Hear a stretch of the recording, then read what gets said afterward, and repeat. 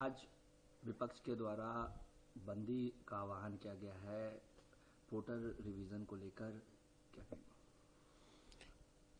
देखिए, गहन पुनरीक्षण का कार्यक्रम सही दिशा में बढ़ रहा है। अब तक आयोग की जो सूचना है, आयोग ने जो जानकारी साझा की है, कल तक उनके पास 4 करोड़ मतदाताओं के मतदाता प्रपत्र उन तक पहुंच गए हैं। निसंदेह जब 8 करोड़ से कुछ कम मतदाता इस राज्य में हैं और उसमें आधे से ज़्यादा मतदाताओं के फॉर्म जमा हो गए हैं और 17 दिन कल तक बाकी थे, अब तो 16 दिन बचे हैं। ये पूरी समयावधि जो है 2003 में भी 31 दिनों की ही थी और आज आयोग पहले से ज़्यादा हाईटेक हुआ है। राजनीतिक दलों का बूथ स्तरीय संगठन है। साथ साथ इलेक्शन कमीशन ऑफ इंडिया को हर पॉलिटिकल पार्टी ने बीएलएस की सूची सौंपी है। ये संख्या भी 2 लाख के आसपास है। कई कर्मचारियों को सहयोग करने के लिए बीएलओ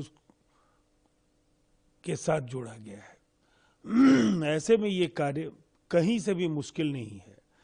सिवाय शोर शराबा और हंगामा के विपक्ष की ये फितरत है और उन्हें पता है बिहार में जमीन उनकी खिसकती जा रही है। इस चुनाव में भारी पराजय के कगार पर खड़े विपक्ष के पास अब इलेक्शन कमीशन ऑफ इंडिया के हर फैसले के खिलाफ नाराजगी जाहिर करना और लोगों को गुमराह करने के सिवाय कोई विकल्प नहीं बचा है और इसी रणनीति पर विपक्ष काम कर रहा है। राहुल गांधी भी इस बिहार बंद में शामिल होंगे। आज राहुल गांधी भी बिहार बंद में शामिल होने के लिए दिल्ली से पटना के लिए रवाना हो गए। लगातार राहुल गांधी का बिहार दौरा हो रहा है और आज बंद में भी शामिल हो रहे हैं। देखिए, राहुल जी आए, तेजस्वी यादव सड़कों पर आए, जनता मतदाता पुनरीक्षण के कार्यक्रम में सहयोग कर रही है और जो शुरुआती तौर पर भ्रम की स्थिति पैदा करने का काम विपक्ष के नेताओं के द्वारा किया गया, अब लोग समझ गए हैं कि ये उन्हें भ्रमित करने के लिए विपक्ष के नेताओं के बयान आ रहे हैं। इसीलिए अब ये पूरे जोर शोर के साथ मतदाता इस अभियान में इलेक्शन कमीशन ऑफ इंडिया के अभियान को सहयोग दे रहे हैं। ज्ञानेश कुमार ने कहा है कि लोकतंत्र को मजबूत करने के लिए सटीक चुनावी रोल अपरिहार्य है। निसंदेह आज आयोग पहले के मुकाबले ज्यादा बेहतर तरीके से इस अभियान को संपन्न कराने में सक्षम है। उनके पास 98,498 बीएलओस जो नियुक्त किए गए हैं उनकी सूची है।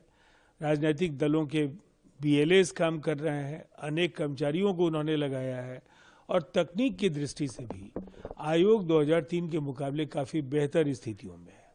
बिहार में बढ़ते अपराध को लेके लगातार विपक्ष सवाल खड़ा कर रहे हैं। लगातार कहा जा रहा है कि ये कौन सा राज चल रहा है। देखिए, विपक्ष का काम शोर शराबा करना अगर केवल है तो वो करते रहे, लेकिन नीतीश कुमार जी के जो फैसले हैं उनसे उनका मुंह बंद हो जाना चाहिए। कल जिस तरह से 72 घंटे के अंदर पूरे जो गोपाल खेमका हत्याकांड की परत दर परत डीजीपी के प्रेस कॉन्फ्रेंस के दौरान खुल गई है और भी कई खुलासे होंगे।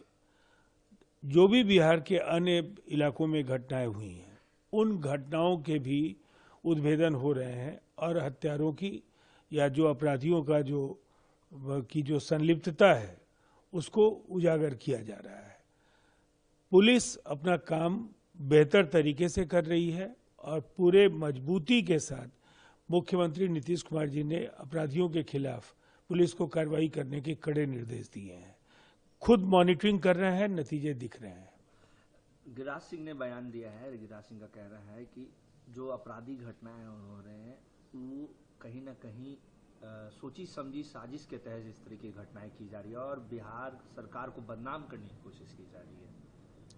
देखिए, घटनाएं पिछले कुछ महीनों में निसंदेह ज्यादा बढ़ी हैं और पुलिस उस दिशा में काम कर रही है कि क्या इसके पीछे कोई खेल तो नहीं है। लेकिन मैं इतना जरूर कहना चाहता हूं कि जनता ने जनादेश सुशासन के लिए दिया है। नीतीश कुमार जी लगातार गवर्नेंस को लेकर के, लॉ एंड ऑर्डर को लेकर के जो जनता की अपेक्षाएं हैं, उस कसौटी पर पहले भी खरे उतरते रहे हैं और आगे भी खरे उतरेंगे। आप मानते हैं कि इसमें कोई कॉन्स्पिरेसी है, क्योंकि घटनाएं लगातार हो रही हैं, ऐसे में दानापुर हो, पूर्णिया हो, लगातार घटनाएं हो रही हैं। मुझे ऐसा लगता है हमारी जिम्मेदारी है हम जनता को सुशासन दें। कानून व्यवस्था हमारी यूएसपी है और इसे हर सूरत में बेहतर से बेहतर तरीके से बरकरार रखना और जनता को सुरक्षित रखना, उनके अंदर ये एहसास पैदा करना कि ये जंगल राज का दौर नहीं है। हालात पूरी तरह से बिहार के बदले हैं और यही वजह है कि लगातार दिन रात बिहार के मुख्यमंत्री नीतीश कुमार जी जो भी घटनाएं घटी हैं उनकी मॉनिटरिंग स्वयं कर रहे हैं और उसके नतीजे भी सकारात्मक निकल रहे हैं।